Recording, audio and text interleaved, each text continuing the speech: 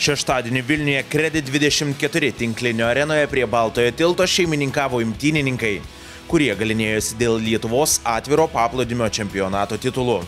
Varžybų atidarymo metu vyko akcija skirta imtynių išsaugojimui olimpinėje programoje. Sportininkai vilkėjo marškinėlius su užrašu Save Olympic Wrestling. Išsaugokime olimpinės imtynės. Šis užrašas atspindėjo tūkstančių pradedančiųjų ir olimpinės aukštumas pasiekusių šalies imtynininkų lūkesčius.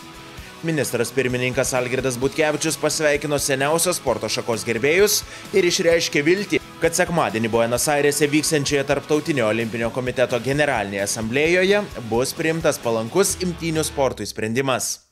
Kelias valandas trukęs Lietuvos atviro paplūdimio imtynių čempionatas išaiškino nugalėtojus jaunių ir suaugusiųjų grupėse. Jaunių gimusių 1996–98 metais 60 kg kategorijoje nugalėtojų tapo Edvinas Jacino. 70 kg kategorijoje savo lygių neturėjo Nikita Gerasimovas, o 70+ kategorijoje aukso medalį iškovojo Lukas Kiveris.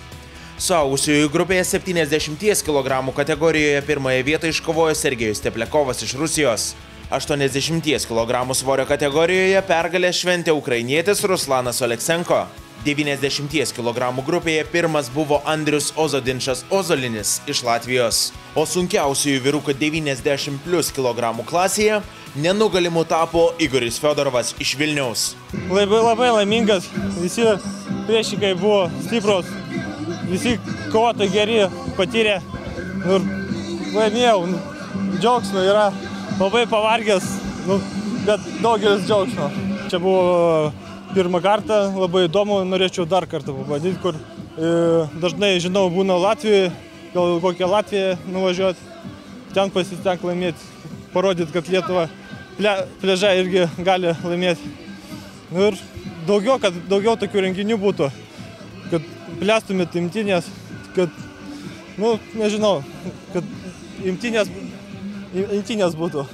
Didelio populiarumo sulaukusios paplūdimio imtynės patraukė ir jaunavedžių dėmesį.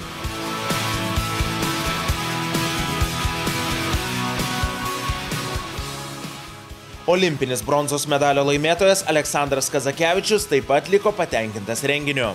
Iš tikrųjų labai didelį įspūdį paliko pirmą kartą, kai vyko Lietuvoje. Iš tikrųjų labai patiko. Manau, šitas turnyras taps tradiciniu. Ir jisai džiugins dar mus ne vienerius metus. Iš tikrųjų buvo įspūdingų metimų, manau žmonėms tai labai patinka, nenubodus buvo imtynės. Tai manau tikrai, tai bus tradicinis ir vyks kiekvienais metais.